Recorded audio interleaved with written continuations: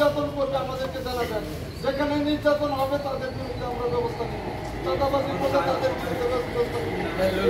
সবার নির্বাচন আমাদের করুন। অনেক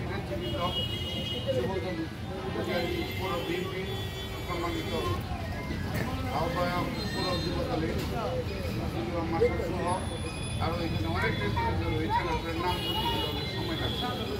আমি আর বক্তব্য দিতে বলতে চাই না বা সময় খুব সংকীর্ণ।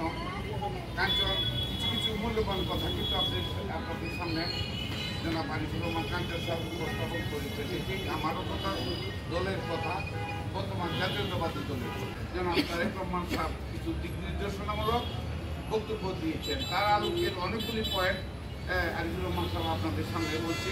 যে কথাগুলি বলা হয়েছে বলে আমি আর পুনরাবৃত্তি করতে চাই।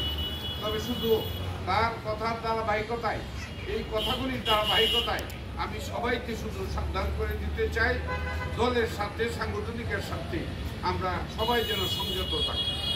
আমাদের প্রত্যেকটা নেতাকর্মী কর্ম হবে এরকম যাতে আমাদের কাছ থেকে সাধারণ মানুষ শিখতে পারে, জানতে পারে এবং আমাদের প্রতি তাদের আস্থা আছে যে এই দলকে ভোট দিলে আগামী দিন ইনশাআল্লাহ দেশে শান্তি ফিরে আসবে।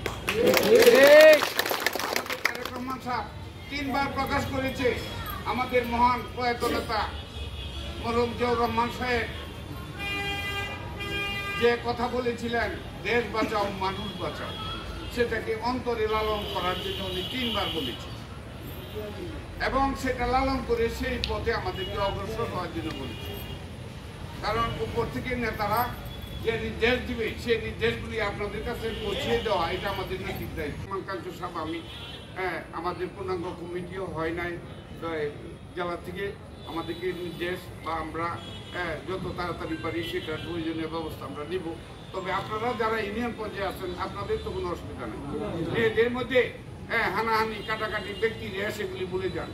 এখন একসাথে কাজ করতে হবে, দলকে ক্ষমতায় আনতে হবে। আর ক্ষমতায় আনতে গিয়ে সেটা জনগণের আস্থা অর্জন করতে হবে। সেখানে ব্যর্থ হইয়া আমরা যদি আমাদের এইসব আজে বাজে বিষয় আজকে